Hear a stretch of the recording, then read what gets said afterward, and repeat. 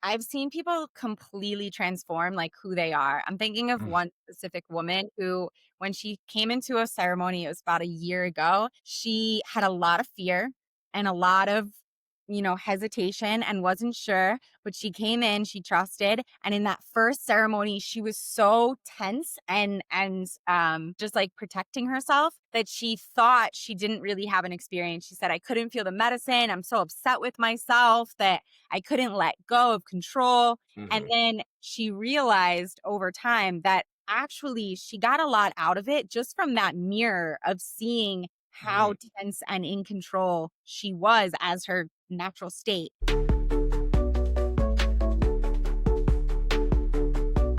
Hey, everybody, welcome to another episode of the Habitual Growth Podcast. I've got a very special guest, Perri Heller here, who I'm going to introduce in just a second. But before we get to that, just want to remind everybody that this is the podcast where excuses come to die, discipline is built, and really lives are changed. We really try to create a lot of value that is about taking people from the place that you're at into the next journey of your life, into a better, more successful version of yourself. We're growing with you, we're developing with you. And Perri's actually going to go into a lot of details about this with us because she has been doing this for quite some time now. So with that, Perri, I'm going to introduce you here from the bio that I have in front of me, and then I'm going to turn it over to you to just expand on what that is. So Perri is a licensed educator. She's a plant medicine facilitator and founder of Free Spirits Experiences, which is a transformational retreat company. I'm sure there's a lot of transition that happens in the development of people as well.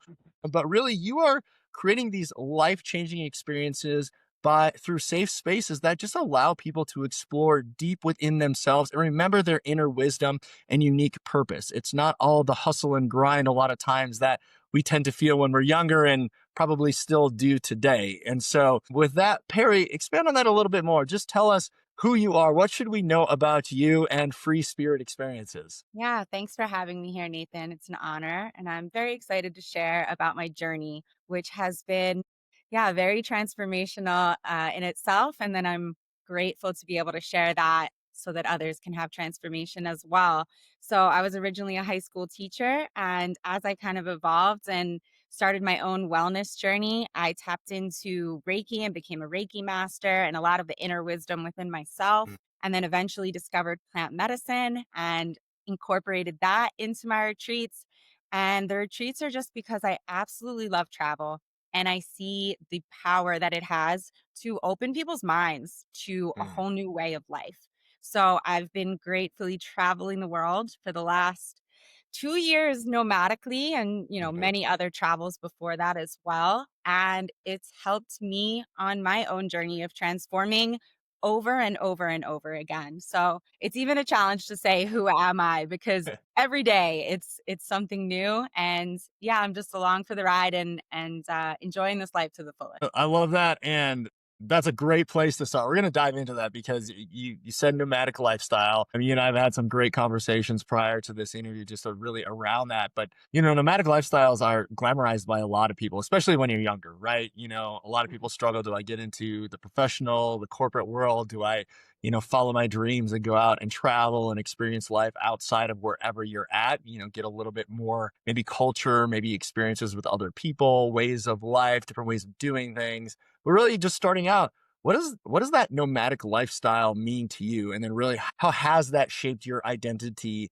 as you've kind of moved not only from country to country, but just met different cultures, met different types of people, and then matured through the experience that you've been creating over the last several years? Yeah. So the nomadic lifestyle has really been a lot of letting go of what we think life is supposed to look like and surrendering to whatever comes in these beautiful new Mhm. places that I get to explore. So I let go of, my car and an apartment and everything that I had in the States to kind of discover what was meant to be as I started in Costa Rica Mhm. and explored all over Colombia and Spain and Egypt and South Africa. And in each place, yeah, connecting with different cultures and different people and knowing that I'm guided there for a reason and there's something Mhm. for me to learn there. So really just staying open to whatever that lesson is for that specific place, many lessons really, and who's supposed to come into my life and how I'm supposed to grow. And yeah, in each place, I feel like I've grown into a different version of me. And the expansion is so much more rapid because I'm Mhm. constantly changing. I usually stay a month or two at most in each place that I go. And so I'm learning through that month, I'm transforming, and then it starts all over again with the next place and connecting with community in each place. But then also connecting those communities together has been such a beautiful, joyful part of the process because, yeah, people in Egypt connecting with people in Spain and my community back in Florida, all kind of coming together. And yeah, I'm grateful to be able to facilitate that because everyone is learning through those connections. Yeah, that's awesome. And we're definitely going to expand on that for sure because I love the community aspect of it. I think the retreats and what you've been able to do as it is a challenge to move around, and a month or two doesn't seem like a long time to build really deep relationships. Yet I know you've been able to do that. But just, maybe for some of the younger generations or maybe even professionals, specifically in the corporate world here in the United States or elsewhere, I'm sure the nomadic life is oftentimes glamorized, but it probably comes with a lot of challenges as well, right? So how how did you, number one, get over that constant change? Was that something that you've been looking for where you just said, hey, I just want to go travel? Or was it more of, hey, I just want to leave my old life behind and start something completely new? So it's definitely a little bit of both. I think that I wasn't fully fulfilled in my old life. And in a lot of ways, I loved my life. But at the same time, I was seeking more. And I loved traveling and I wanted to see more of the world. And in doing so, I kind of discovered that a lot of the ways I had been living weren't aligned with who I wanted to be, who I wanted to Mm, become. So, when it comes to corporate and a very structured routine, there's really not a lot of spontaneity in that, and there's not a lot of room for kind of blessings and surprises to come in. Like, we don't mm, have space because our schedule is so structured. yeah. So, in realizing that when you do have more space, there's so much magic that kind of happens. There's so many people who come in and give you something that you didn't even know you were missing. Mm, So, yeah, in all of these different places that I've been, I kind of found new parts of myself that I didn't know I was looking for. mhm, And yeah, it was definitely changing all the time. I had to look within myself for that own stability. Like, it's okay, not about seeking external things that give me a grounding or a structure. It's my own practices and my own connection with myself that no matter where I go, I know who I am inside and that I have that connection within yeah. me to guide me forward. That's awesome. And I actually want to go all the way back to the beginning when you first started this. You said, I think you said I wasn't fulfilled or, I wasn't matching my identity. I actually did another podcast this morning with our internal habitual growth team. And one of the things that we talked about for 2026 actually is entering the year focused less on goals and more on identity of the person that you want to become. And so when you felt that kind of misalignment, right, with what you were doing in your day to day life, and you said, hey, I need to do something different.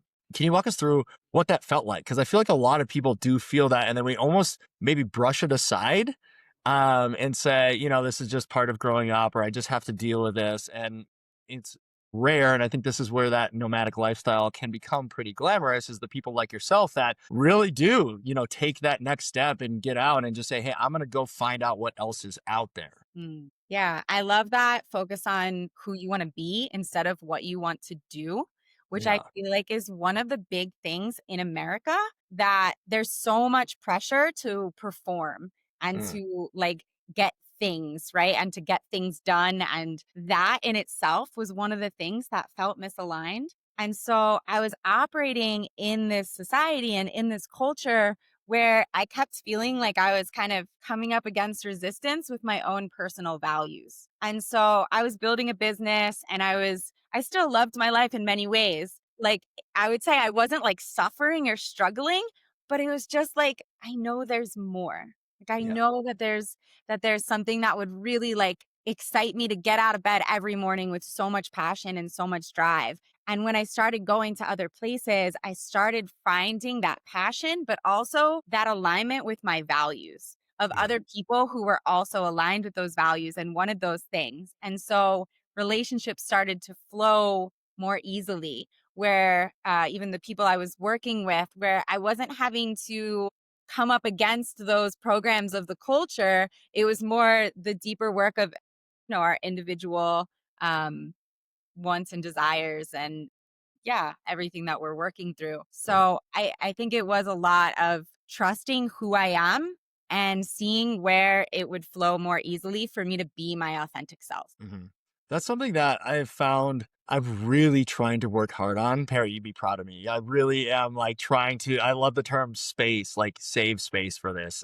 And honestly, my wife gets on me all the time is because I'm very rigid with my schedule. Here's what we got to do down to the 15 minutes. And I don't mean it to be that way. But it's just kind of everything that we tend to juggle in life and we try to accomplish a lot. And she makes a point of saying this very well. And I'm sure I'd love to hear your thoughts on this, but it's like, hey, when you go for a walk, you don't need to listen to a podcast just to get your personal development in, right? You don't need to be making those business phone calls. There's no space for, in my case, God or whatever spirit, that you believe in to be able to communicate with you. Give yourself the ability to just be with your thoughts and be with people and not always having to be chasing kind of that next thing that's on your to-do list. But that's a fine balance for a lot of people when it comes to creating habits and disciplines and behaviors that they also want to form for their core identity. How do you balance the two? How do you personally work through like saving space, but then also, as an example, running your business? Because there are things that have to get done in running a business. Absolutely. And it's important for me, it's really important for me to recognize that distinction of when I make space, the things I'm meant to do for my business come to me Hmm. rather than me coming from the logical mind and forcing myself to do all these things that don't feel like what I'm meant to do in that moment. Not to Hmm. say that every single aspect of running a business is always going to be like so passionate. Of course, Hmm. there's emails and there's, basic stuff, but it's like knowing where my energy's at and allowing that to guide how I flow through my day. So instead of having this rigid structure of I'm going to do this exactly the same every single day, I'm going to sit with myself in the morning, I'm going to meditate, and I'm going to see what comes of this is what I feel to do right now. And when I do it and it's coming from that place of, alignment with my energy, it goes so much more easily. I'm not like coming up against my low energy level or my distraction of something else that I need to do. I'm just allowing whatever comes. Yeah, I've been obviously preparing for this podcast. One of the things that I've been doing because I was excited to talk to you and share this with you, Perry, is I've really, honestly, in my own personal life, been trying to work on things like thinking about abundance and trying to be more positive. And just like you said, I don't necessarily sit by myself in the morning. I tend to go to bed pretty late, and I have three little kids, and so my mornings are a little bit rushed. But what I'll do before I go to bed with my own thoughts, I'll say things like, great things are going to happen to me tomorrow morning. I'm going to make sure I have fun in whatever I'm doing. And even in a short period of time, I've just seen how mentally that really changes our perspective. I don't know if you would qualify that as like saving space, but I'm much more aware of, hey, I'm going to go to Starbucks and I'm going to just tell that person they've got a great sweater on. Or this morning, actually, I was in a Starbucks and there was a guy that had a Glacier National Park hat on. It doesn't sound like a big deal, but I walked up to him and I was like, hey, I was just in Glacier. Tell me about your experience there. Like, and we had a really nice, 5-minute conversation while we were waiting for our coffees. But it was an interaction that I otherwise probably never would have had because I'm trying to set myself up for the next day or the day of looking for opportunities like that. Is that something that you practice and encourage the people that attend your retreats to do, and even the people that you're coaching? So your question is around the thoughts or around like putting yourself Both. outside your comfort zone? Okay. Both. I think it's both, right? Yeah. So I love that you're focused on the thoughts and wanting to direct them into positive direction and abundance. And I would say the next step with that I would guide people is the feeling. And then from the feeling comes the behavior, right? Mhm. So the thought is the first step. And then when we can really feel it, then we're able to act on it. So it's, positive thoughts around, let's say, abundance is such an important foundation. And then from there, how can we feel in our body where we feel abundant and where we don't so that we can like understand ourselves better? So if something is stressing us out, like it costs so much, how can we come back to, you know what? I'm so grateful to pay my mortgage because I have a house over my, I have a roof over my head and I have this place that I build beautiful memories with my family. So it's really shifting into the feelings of like, wow, I feel so grateful to make this mortgage payment, Yeah. right? And it's a different way of your like changing the energy in your body. And then from there, you can act in ways that you haven't before. And it doesn't come from a schedule or a routine that you're used to doing because Mhm. you've not felt that way before. So as Yeah. we're shifting how we think, then we shift how we feel. And then the way we behave just naturally becomes something new. Yeah. And maybe that's connecting with other people. Maybe that's buying somebody a coffee at a Starbucks because Mhm. you're so abundant. You feel like you're overflowing, you know? Mhm. That's really So good.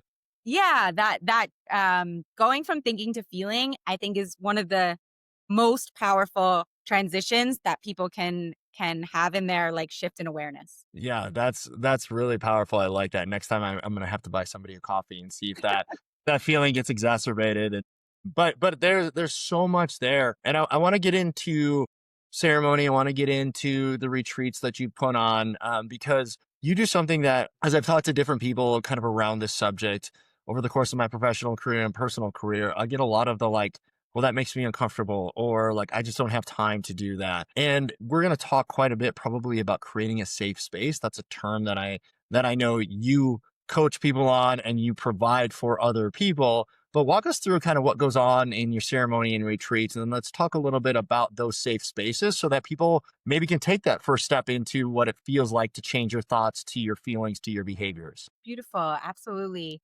So for me, a safe space is somewhere where people can be completely authentic. And in that, they're able to get out of the mind and Mhm. into the body. So, like I said, going from the thinking to the feeling. And when we're fully guided by how we feel, it looks weird, right? It looks strange to people. And so it does come with an edge of a little bit of discomfort. But what we don't realize is that our body has so much wisdom inside of it. Like it knows how we need to move or how we need to sound to move the energy in a new way. And usually our mind is stopping that from happening Mhm. because we're programmed, right? We're indoctrinated into a society of this is how you're supposed to look and this is how you're supposed to talk and how you walk and behave. And so when we can come into a safe space, and we can just completely like unleash whatever is meant to come through us and know that we're not going to be judged, that we're not going to be exiled, right? We're going to be completely accepted and supported as we are. It really allows people to discover more of who they are and how they want to express themselves in moving forward in their lives. And we talked a little bit about the uncomfortableness, right? And I'm assuming that's kind of the first step, right? You get these new feelings that come from new thoughts that you've changed the behavior to reach, right? But it really starts with, hey, I've got to put myself out there a little bit. I've got to be a little bit more uncomfortable. I've got to get out of kind of this box that I'm working in. Is that generally speaking the first step where you encourage people, hey, you're going to do this? It might seem a little weird at first, but this is the space that you're saving. This is how you become more in tune with the energy levels in your body, your thoughts, that type of thing. Yeah, absolutely. Because our mind, which is where we're taught to spend most of our time, we're very focused on our thoughts. Our ego is programmed to stick with what's familiar. It Mhm. wants to go towards the known because the known is safe. But that means we're keeping ourselves small, right? Because if we always do the same, we're not growing. So it's really one of the things I say is doing hard things makes it easier to do hard things. So when we expand ourselves, when we go into that discomfort, go out of our comfort zone, we realize, wow, I'm actually completely capable of this. And my Mhm. mind fearing anything unfamiliar is not necessary. And so when we do that, we start to realize, well, what else can I do that I Mhm. didn't think I could do? And it really just expands our potential like infinitely when we go outside our comfort zone and realize it's not that. It's Yeah. actually really empowering. That's great. I don't know if you've noticed, but in one of my email signatures, actually stole this quote. It's from Andy Frisella, but it said, "There's no growth in the comfort zone," and I just love that because it's exactly what you said. Where it's like, once you learn to embrace that, and you just say, "Okay, like I know this is going to be a little bit weird, but this is the person I want to become, or this is what I'm really after." Whether that's becoming more in tune with yourself, whether that's, jumping into a new professional career or building a new relationship, it all feels a little bit weird because you're building these new neural pathways that you haven't used before. And I think a lot of people, one, fight that quite a bit. So how do you make people feel comfortable with that first step? And then the second thing is, this day and age, we hear a lot about using the word no a little bit more and telling people no, but sometimes you need to, and more oftentimes you need to be that person that you're trying to become. How do you balance those two? Like, how do you get over that initial fear and then also learn to really say no to opportunities or relationships or staying in the same spot, whatever it is that pushes you forward? Yeah, so what I'm feeling right now is around this where you want to go, right? Having this big vision for your life. And Mhm. so when it comes to where do I lean in and where do I say no and put up a boundary, it's always keeping that big vision as your guide. Mhm. So if doing this is going to get me closer to where I want to go and who I want to become, then even though it's uncomfortable, I'm going to lean in. But if doing this is not aligned with the direction that I'm seeking, that I'm intending to move, then it's a no because it's just distracting me from my ultimate goal. Right. Mhm. So, yeah, keeping that alignment with everything gives us a little bit of support in how to navigate what's a yes and what's a no. Gotcha.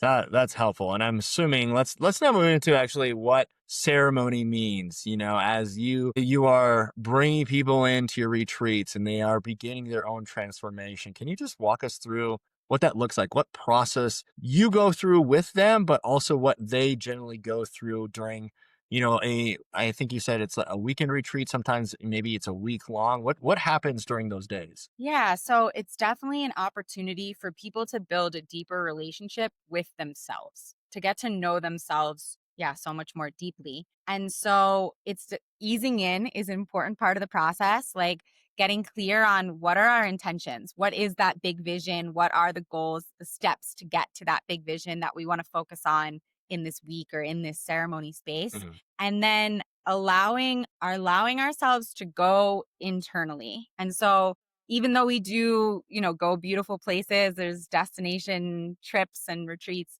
it's about building a relationship with yourself in those new settings. Like realizing what's coming up for you as you're experiencing a new culture and what's feeling more aligned for you and what's feeling really uncomfortable for you and allowing yourself to nurture yourself through that process. And of course, as a facilitator, I'm there to guide people, but I Mhm. really believe that everyone is their own healer, and so building that connection with yourself and figuring out where you want to go to allow yourself to kind of bloom in this space. And when we're in ceremony, and that's with the medicine, it's really a practice in surrender of letting go of what we think we know or what we think about ourselves, who we are, and allowing this safe space, like Mhm. making space for whatever we're meant to discover. And like you said, we're activating new neural pathways. And when we allow plant medicine to support us in that, they're all firing at once. Like there's so much happening in this space. And if we fight it, if we resist, we're not going to get as much out of it. So the goal is to just let go and receive, like receive whatever this moment is meant to bring you. Mm. And is that, I'm assuming, minimal technology? Is there a lot of meditation? Is there a lot of interaction with others? Is this more individualistic as you're kind of there and there are other people present, but maybe you're not interacting too much? It's really that personal, like going deep inside of yourself. What are the actual maybe like, I don't want to say tactical steps, but activities that happen as kind of the lead up to the medicinal piece? Yeah, thank you for that. More grounded. I'm in the energy of it I all. love that. That's great. Yeah. So it's both the community and the individual. So every morning we do some type of conscious activity, whether it's breath work or yoga or meditation, sound healing, something to just get you centered and connected with yourself. And then Mhm. we typically do excursions. We'll go to some sacred sites, depending on where the retreat is. We'll go connect with nature and go explore. And for that, we are absolutely in community, connecting with other people who are like minded and with the same goals as us. And there's always at least one ceremony, sometimes two, where we're setting intentions leading up to the ceremony, going in for this very powerful transformative experience. And then after the ceremony, of course, integrating. And so taking the awareness that we discovered by having all of these neural pathways activated and understanding how we can then bring it into our behaviors in our life. And so we'll have a variety of activities after the ceremony that are helping people to integrate, whether it's sharing and communicating with the other people on the retreat or taking those action steps of creating their own practice. And it depends on the theme of the retreat. Sometimes we do things around divine union, around balancing masculine and feminine. Sometimes it's more about stepping into your power. Depending on that, a variety of different practices, because there's really so many modalities, and it's about finding the one that works for you. So we try to give people a variety of options so that they can Mhm. kind of see, this is something that really supported me that I want to take back to my day to day. Gotcha.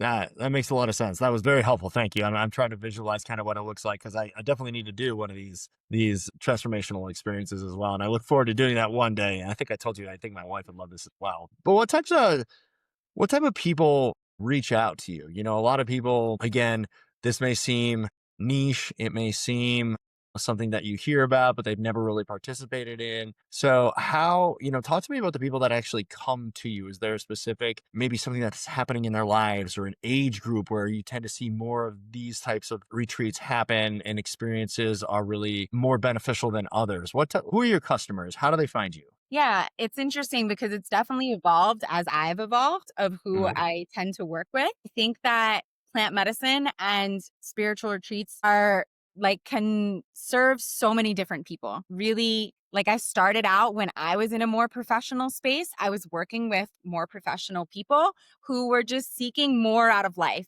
I think they Mhm. were in a similar state of I'm not suffering, I'm not struggling, but I know there's more. And I believe that in myself and in my potential of expanding. And so it was at that time very professional, very successful people who wanted to explore a more simplistic life, letting go of all the materialism and consumerism and busyness of the States Mhm. and just coming back to nature and coming back to having space to listen to our hearts and to ourselves. I've gone deeper in my own healing journey, especially with plant medicine. I've connected with people who are a little bit deeper into their healing and spiritual growth. And so Mhm. now I've been working more with a lot of women who were survivors of trauma and maybe they didn't even remember their trauma originally, and as they've done work on themselves it started to come up and they were ready to face it. And so it's not people again who are suffering or struggling, but they're ready to dive deeper into who they are and to face some of the hardest parts of ourselves Mhm. that really we suppress very deep down. So as I've been able to bring up some of those parts and face them and then transform my relationships and my behaviors based on the understanding of what happened to me and how I created an identity and protection mechanisms to support myself through that, and how I now don't need those anymore and want to let them go and want to Mhm. back into my heart and open up more. And so as I've evolved, the people that I work with are also evolving. And I think going deeper into all of the wisdom that is inside of us. That's amazing. That sounds great. I'd love to know, putting you on the spot a little bit, what's been your biggest breakthroughs that somebody has achieved just like attending one of these ceremonies and time spent with you? Yeah. So I've seen people completely transform like who they are. I'm thinking of Mm. one specific woman who, when she came into a ceremony, it was about a year ago, she had a lot of fear and a lot of, hesitation and wasn't sure, but she came in, she trusted. And in that first ceremony, she was so tense and yeah, just like protecting herself that she thought she didn't really have an experience. She said, I couldn't feel the medicine. I'm so upset with myself that I couldn't let go of control. And Mhm. then she realized over time that actually she got a lot out of it just from that mirror of seeing how Mhm. tense and in control she was as her natural state. And so she shared with me later that the medicine kept working with her, which I really believe is just our expanded awareness. We don't go back, right? We now have that. And so we continue our life forward with this new realization. And so I saw her again just a few weeks ago for a second ceremony. And she completely was this whole different, like bright, joyful human being. She went from Mhm. this like kind of like untrusting shell to just like beautiful and excited and passionate for life. And so it's kind of expanded. She was a therapist and she still works with clients, but she's expanded into some other areas of communication and relationships and some of the things that she was really passionate about. And when she talks about it now, she's just glowing. Like you see her really excited for life and she completely let go of all of this fear and control that she was holding on to. And I think that that's a pretty like typical example of how plant medicine can really unlock your truth of who you are. Yeah, that's amazing. And we've shared offline a couple of experiences that we have shared differently in our own personal journeys. And I do want to get into the plant medicine in just a second here, but I want to go back to what you said really early on in the conversation, just about connecting communities, because as you've moved around 1 to 2 months in all these different locations, you've built this global network now. And obviously, I'm guessing the woman that you just spoke about was in two different places when the breakthrough happened and when you saw her again. So, talk about that connection of building a global community and not only what you get out of it and your business gets out of it, but the people that actually attend your facilitations. Because to me, I hear all these conversations, right? People that go to Burning Man as an example, right? It's yeah, we do things at Burning Man, but at the same time, it's about the deep conversations that you have. It's about the relationship. It's about the experience. It's not just about the medicine itself. Can you expand on that a little bit more? What that means to you, and really what you found for not only yourself but also those that are attending these experiences with you? Yeah, absolutely. So it definitely connects back with my seeking alignment with my values of what I believe is important in this life. And so when I was in the States and surrounded by things like materialism and consumerism and just, work ethic that didn't really feel aligned for me. Yeah, I still, of course, had friends and I love my family, but I didn't feel that depth of connection because the values were misaligned. And when I Mm, started traveling and going to these places that I felt guided, that I felt like I want to explore Costa Rica because it's so natural and the environment and different places that I go, there's other people who were guided there for those similar values. And so we're connecting on a deeper level than just we grew up in the same place, right? yeah. We watch football on Sundays. Like it's a whole new there's not a specific culture that's connecting us. It's just the truth of who we are that's connecting us. And so when people go into plant medicine ceremonies and they're discovering even more of who they are, or even just coming on a retreat and going into meditation together, you're building really deep connections with people that it doesn't feel like seeing them or like time and space matter. You Mm, have this connection with them and you're going to stay in touch and you're going to see each other again somewhere in the world and you can just trust that you'll make it happen because you feel that connection like it's a soul connection to the people that you meet. And so I've been in, doing ceremonies around the world connecting with different people and they want to know where my next ceremony is going to be and it doesn't matter if it's in the same place that they live or where we met mm, because yeah, the world is a big beautiful place for us to explore and when we know that there's a community and people that we connect with, it makes mm. it a lot easier to go outside that comfort zone and to trust who you're going to be connecting with. Absolutely. And it just adds so much to the experience as well. Like you said, when you find people, you just click isn't the right word, but when you're aligned on the morals and values and worldview and perspective, obviously that just creates such a wonderful experience in itself. But let's talk about the medicine. Plant medicine is, I don't even want to say making a comeback, but obviously it's much more prevalent, well known. What I would say is even popular, dare I say that? I mean, where this is probably the lowest of the low when it comes to medicinal purposes, but cannabis itself helps a lot of people out. I'm sure you're aware of Trump's executive order as of yesterday. I'm in the business, and so my feed was like blowing up, and that's a long thing. But even just the descheduling, there's a lot of support for that. But talk a little bit more about your journey in the different types of medicine, the different types of rituals that you've learned along the way, and then really why you wanted to become a facilitator in the first place. Okay, yeah, beautiful. So there are so many different types of medicines. I call it the plant medicine renaissance is what's happening right. That's great. I'm going to steal that. That's wonderful. Yeah. So, and it's amazing that it is weaving its way into government and into Yeah. law. And it's really, you can see it changing on a grand scale, on a more individual scale. I was wanting to just, yeah, heal myself, like to feel better. I think I had gotten to a point where, like so many of us, I was burnout. I was drinking, caffeine like just to get through the day. And then I was drinking alcohol at night to be able to sleep. It's Yep. just the standard how we survive in this very fast paced world. And so I started wanting to be more healthy and coming away from some of those habits that I now feel like we're seeking outside of myself for something that I can really find within. And Mhm. I think the difference with plant medicine is that the medicines want to guide you in internal. So Mm, even though maybe you're seeking something else that you're receiving, it's not this like fun experience that the plants are, come hang out with me. It's we're going to go explore what's happening inside of you. mm, And so originally, I had worked with mushrooms a little bit and was grateful for those. I had realized how much, I think a lot of people misuse mushrooms where it is more of that like fun party yeah, energy or just kind of go exploring. And that can be beautiful because you're still connecting new neural pathways, you're enjoying your life. But when you do it in a ceremonial space where you are going inward into meditation, mhm, there's so much power for transformation and for expanded awareness that can come from that. And so I started doing mushroom ceremonies with some of my clients, and I was seeing incredible results. Like the breakthroughs and the emotional freedom that they were accessing, and then realizing that they can take that with them and mhm, be that free and true to who they are in their regular life. And then from there came ayahuasca. I do a lot of retreats in Colombia. It's one of my favorite countries in the world. And ayahuasca is very big here. And so my clients started asking me, hey, when we come on this retreat, is there going to be ayahuasca? And I said, well, I wasn't planning.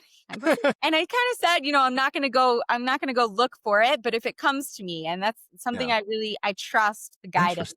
And within days of somebody asking, there it was. It showed up in Wow. front of me with a taxi driver who started telling me about his ayahuasca ceremony the That's night. amazing. And so, I trusted, and this taxi driver guided me to his shaman, and I connected with this shaman. Like, Mm, he's like my brother now. And so I sat with the medicine first before, of course, bringing it to anyone. And I had a beautifully, yeah, like such an expanding experience. I remembered things like past lifetimes and, wow. where the medicine can take you to places that you wouldn't normally go in a meditation. And yeah, from there, it kind of just flowed that I started bringing clients to this specific shaman. And I Mhm, didn't feel that I was meant to serve ayahuasca myself, but I was grateful that I had somebody that I trusted that I could bring it to. And mhm, I was kind of debating, like, is this the path? I don't think I'm supposed to serve ayahuasca. That doesn't feel like a yes in my body. And then Acacia found me mm, another plant medicine. And from my very first ceremony with Acacia, it was like 100% full yes. Like I knew this was my path. And it was so clear in the ceremony. Like I saw that I had served this in other past lifetimes and that I was meant whoa. to. And yeah, I saw myself in Egypt and Mexico with the Mayans. And it was like this Wow. remembrance of different parts of me. And so as I surrendered to the medicine, she showed me my path forward, and it just completely redirected me immediately from that ceremony. Started training with my mentor, started learning how to facilitate the medicine and how to brew and how to hold space for people. Mhm, And that was about 3.5 years ago. And ever since, this medicine, Acacia, it's a much more gentle, more feminine medicine than ayahuasca. It mhm, felt more like my energy, like yeah. remembering myself. And so she's really just guided me. I've been sharing Acacia all around the world in ceremonies. I even met he's now my husband, but 2.5 years ago, 3 years ago, he sat in a ceremony and that's how we met. And we Yeah. had this deep soul remembrance of, I've known you for lifetimes and this was always Oh, supposed to happen just like this. And so I'm so grateful that I found this yeah. medicine. It's Right. brought me purpose in my work. It's brought me my husband, a beautiful community of people to support as well. That's amazing. And I just love how you framed that. And you and I have talked offline. I had shared with you, I don't drink alcohol anymore. It is interesting to me because I think one of the aspects that happens with the discovery of plant medicine is kind of it's one of two paths. It's the fun, like we're gonna go party, we're gonna go down to Tulum and do an ayahuasca ceremony, or it's the kind of my journey, which has been, hey, I want to be a little bit healthy. Alcohol not a good fit for me. Was a coping mechanism, but also I don't really need that anymore. And so you kind of slowly kind of chip away and you find something that works for you. And I see a lot of people nowadays, specifically here in the United States, moving away from alcohol. Alcohol consumption in younger generations, Gen Z and even younger, is really falling off a cliff, and they're really embracing more of the plant medicine because it is that journey to finding something that works for them. And I liked what you said about it's the medicine guiding you, because I think sometimes we use medicine to cope with things until you find something that you're like, oh no, this is actually how it can be used and should be used. Is that a similar journey to what you discovered as well? Yeah, absolutely. Similarly, I've been sober for about 5 years, and I think there was a time where, yeah, I was looking for the medicine, or I was looking for alcohol to numb me and take me Hmm. out of all of the stuff that was happening inside of myself. And as I realized, you know, coming back to who I was, and there was a in between where I wasn't using alcohol, I actually stopped using cannabis as well because I had such a dependent relationship on it. And I Hmm. think that that's what I've really realized. It's not even about the specific which medicine, it's about how we're using it. So Yes. when we're using it in a respectful way where we're appreciating what the medicine is showing us and bringing Hmm. us, we can have a much deeper relationship with it. And I've seen people who are doing ceremonies with cannabis that they call Santa Maria. And yeah, there's all kinds of ways to connect with the plants that I feel like our society is kind of unaware of. Yeah. And what we do, they can show us much more about ourselves than simply I'm more comfortable when I smoke or when I drink. Yeah.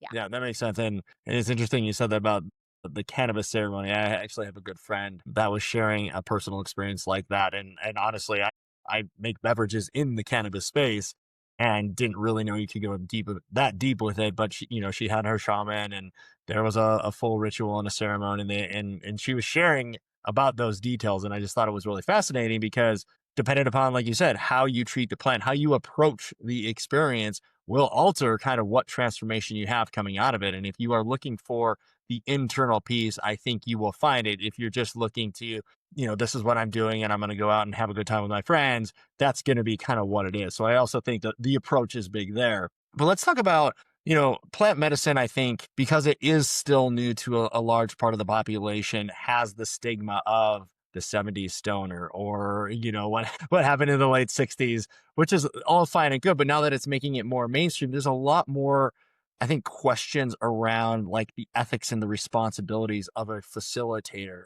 How do you approach that? How do you make people feel safe, but at the same time, feel like you are carrying an ethical responsibility with you as you are walking people through these ceremonies? Yeah, it's a great question. It's a really important topic in this space because plant medicines can be very powerful. And it's reminding me of the Spider-Man quote, with great power comes great responsibility. That's very appropriate, I think. Yes. Yeah, it really is because a lot of people, like when you said, "Oh, let's have fun and like go to Peru and go to an ayahuasca ceremony." If you Right. don't realize like what you're getting into, it can be very detrimental. It can be there's Right. a lot of risks involved. And some of those risks are just physical. It's not safe for everyone based on pharmaceuticals that you're taking, heart conditions, that kind of thing. Hmm.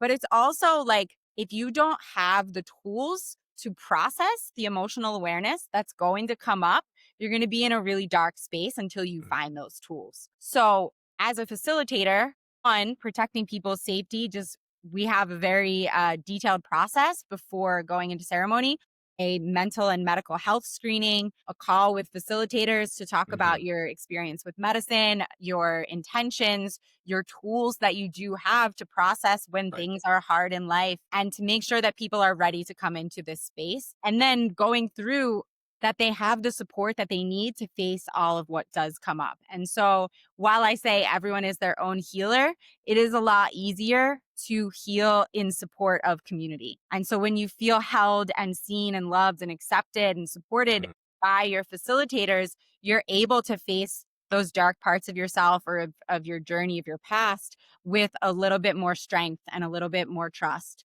And so, facilitators, it's very important that they are available. And in that way, it's not just access to facilitators, but that they are approachable and not intimidating, and that they've done their own work so that they're not projecting their own fears and judgments and projections onto their participants. Mhm. And so, yeah, there's a lot of responsibility that facilitators hold before ceremony, during ceremony, after ceremony to be able to guide people through this process in a way that they feel supported and seen and safe throughout. How do you identify the difference between the two, right?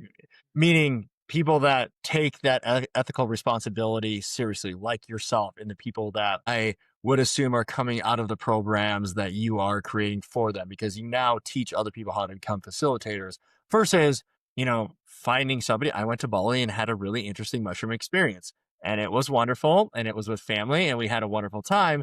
But at the same time, I kind of knew roughly how much we should be doing, what we should be doing, how to create that safe space. But if people aren't familiar with that, how can they distinguish somebody who is ethical versus non-ethical? Because I think a lot of people maybe want to take that first step, but actually don't know how to go find the right person. And that, like you said, is extremely important, because if you have a bad experience, you can, this can follow you for life.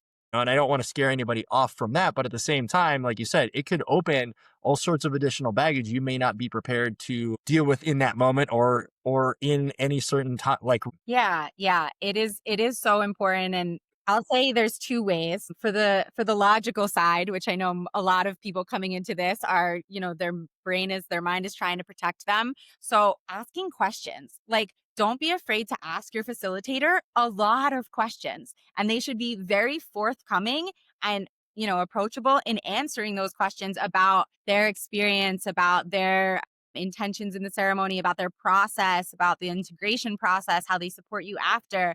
Like, you want to see all of that and know that it feels good for you. And mhm, that's the other part, is make sure it feels good for you. Like, we have this gut instinct, and if you feel like you get a weird vibe from someone, trust it. Don't go, right? Like, really find someone that connects with us, because I do find, like, the people who come into my space, there's a reason that they're attracted to me, right? mhm, And if they're not and it doesn't resonate, that's totally okay. They can mhm, find somebody else that does, and they will. And so it's really like both doing your due diligence to have the, information you need to make sure that they are responsible and safe, and also some level of discernment of just your needs and like how you feel in your body, that helps guide you in the right direction at the right time with the right person. yeah. That makes a lot of sense. And that's really, really good to clarify. Let's talk about, just real quick, people that maybe not, that are not at that step of, hey, I want to go through a plant medicine ceremony, but they still want to work on things that they're dealing with in their own personal life. Not the trauma that we had talked about, but maybe, hey, things just aren't really sitting correct. Or, hey, I know I want more. I need to expand maybe my vision or work internally. What are some of the things that they can be doing before they get to the plant medicine piece? Yeah. So building a relationship with ourselves is always the key. And so there's a lot of different ways of doing that. Some of my favorites are just simple meditation and journaling, because journaling is really helping you to get to know what's happening in your mind and like to get it out on paper and to explore it with yourself. Yeah. And then meditation, sometimes people will say to me, like, well, I don't really know how to meditate, or I try to meditate and it doesn't really work. Like, my mind is too active. And so, what I would guide people to start with, yes, being aware that there's a lot happening in your mind, but one way to like refocus that is to come to your body. And so, to do a body scan and start feeling like, where am I holding a lot of tension in my body? And Mhm, so for some people it's like their jaw, and for me it's my shoulders. I hold a lot of tension in my shoulders. And when we start to get curious about what's happening in our body, we start like putting pieces together. We're actually mhm, like, why am I so tense? And it's like, oh, I'm holding too much. I'm actually taking on too much. And then maybe, how can I set better boundaries and say no so that I'm not carrying the weight of the world on my shoulders, right? And so there's a lot of wisdom in just simple, like, sitting with our body and asking, where is where am I uncomfortable? Yeah. mhm. And going from there and seeing what comes. And maybe that leads into journaling of like, what is this showing me? Yeah. I'm curious how much, after hearing that, I'm curious how much like nutrition plays in this. And what I mean by that specifically is, there was a time where I wasn't eating very healthy, right? And I eat very healthy now. And I can tell between the two versions of me, things like you just said, where I'm carrying tension, Mm. what I'm feeling, how emotional I am. And I don't know how much of that is mental versus how much of like, hey, I was just eating fast food and not paying attention. And I was just too busy. So do you find a correlation between how we take care of ourselves, and people almost should start working there first because that helps you become more in tune? Or is it really just jumping into the mental piece right away? So I'm going to have an interesting answer here. Okay. 100% nutrition is supportive. And when we fuel our body with nourishing foods, we feel better. Absolutely. And I think that there is an energetic piece to that, that it's not just like sugar makes me feel crappy, but it's Mhm. this pride that we're taking. It's self-love of I'm going to feel good. I'm going to fuel myself. So on the other side of that coin, if we're eating really clean, but we hate it every second. And we're like, this sucks. And I don't want to eat like this. And I just have to because I want to lose weight and I don't like my body. That's not actually helping you because your Right. energy around it is still so heavy and so destructive. So, absolutely, like I eat very clean. I did cut out caffeine and sugar and a lot of things from my diet that don't make me feel great, but Mhm. there's an energy behind it of I want to nourish myself. I want to love myself and I want to be proud of myself each day. And so it's both. It's the energy and the actual food. Gotcha. I assume that was the case. I wanted to hear it from you as well.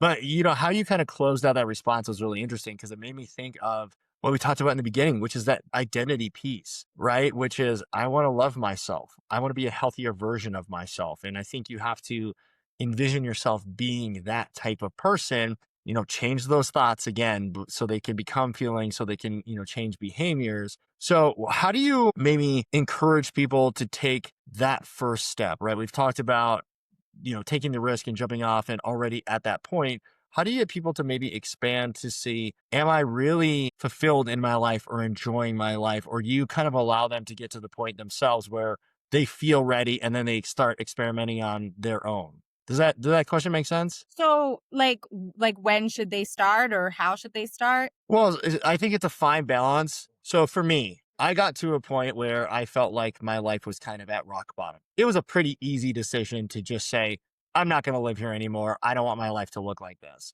But I also think there's a lot of people who have a life that they think is okay. Maybe it's fine. Maybe it's even good, but it's not great. And so, are there things or ways that you would encourage people to maybe step back, look internally again, but that they may not be aware of to say like, I don't like my life or I think my life needs to change instead of just saying, well, my life is good or it's good enough right now and I'm just going to kind of live status quo. Yeah, no, it's a good question. And I think it's common that a lot of people wait to make profound change until they hit rock bottom. But I say to Guilty. people, Guilty. Later people, it doesn't have to be that way, right? Yeah. Like, it doesn't have to be that you wait until you can't go on, right? And so some of the ways that we can kind of like catch ourselves in the in between, in the like, I'm okay, but like I could be better, right? Is to just be more aware of how we feel on a daily basis and how we want to feel. Mhm. And so, a lot of people I think are dealing with stress and anxiety like all the time. And they Mhm. just kind of taken that as like, well, that's just my life or that's just how I am. And it doesn't have to be how you are. Right. And so if we can take that step back and look at ourselves of like, hey, I'm stressed like pretty often. And like maybe I snap at my partner, or people that I care about, and I don't want to be that way. Seeing those little things that maybe they're not the end of the world, but they could be a little better and Mhm. feeling like, you know what, they could be a lot better. I could be joyful. I could be playful. I could be calm Yes. and seeing, where's the gap there and how do we take small steps towards those bigger, exciting things that they want to bring into their life. And we were talking about nutrition. I'll say one of the like main things that I think could be a great first step for people is rest. Like so many people just don't rest. And it's like, it doesn't have to be 8 hours of sleep is great, but even Yeah. just like sitting in nature. And like you said, like, I don't have to listen to a podcast right now. Like, I don't have to be on social media or text somebody back.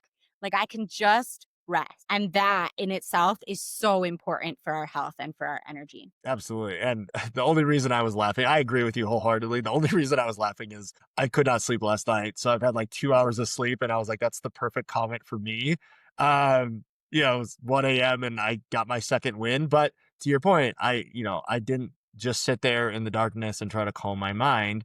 I got on my phone and started playing. And of course, like that just spins up a nasty cycle. So yes, yes, yes. I think you're 100% spot on that. Lastly, Perry, I'm really curious just about you. Where are you going next? I think people really hear the term nomadic lifestyle or see somebody that is living it and really think they may not have a greater vision for themselves or even what they're potentially building. Where are you going? What are you doing next? Kind of where have you decided your life, maybe purpose or mission is for right now? Yeah, I have a big vision and I'm super excited to be like stepping into it kind of as we speak. I've been really enjoying traveling and sharing this medicine in different countries and connecting with community all over, but I really do want to build that home base. And it was just a matter of finding the place that did feel like aligned with my values and felt like home for me, that I can be myself. And so I kind of circled around the world and came back to Colombia, which is really where I started. So it feels like a full circle moment. But my husband and I are looking for a property here that we would like to set up both as our home and also as a retreat space, as a ceremony space where we can have other people living in community and coming to have powerful experiences and bringing their participants to discover what life is like in a conscious community, in a place where people are allowed to express and be who they are and go slow and lay in nature and yeah, all the things that are really important to us. So he of course has his vision of he wants to have a garden and grow our own food, and he's a photographer so he wants to bring his art into it as well. But it's really just a place where we can both be the fullest expression of who we are and invite others in to do the same. And that's so cool. And with that, how can people find you? How can they get in touch with you for free spirit experiences?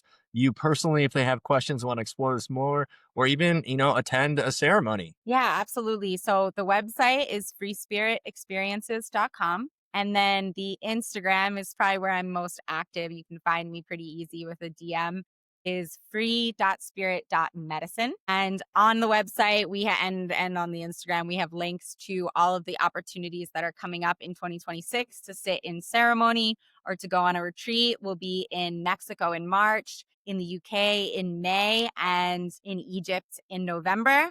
And who knows what else will kind of pop up in between, especially as I get settled in Colombia and potentially have something here as well. Well, you're open to opportunities, which I love, as you've already shared. Well, I'm excited for you to have a home base and continue to build towards your vision. It sounds incredible. Thank you for this amazing interview and your time today, Perri. I have learned so much for you, and I really do look forward to attending one of these someday, hopefully sooner rather than later. And with that, any parting words for the audience? No, just thank you. It was such a pleasure to be here and to share about this beautiful pathway into knowing yourself better. So I appreciate it. Thank you. This has been awesome. All right, we'll see you.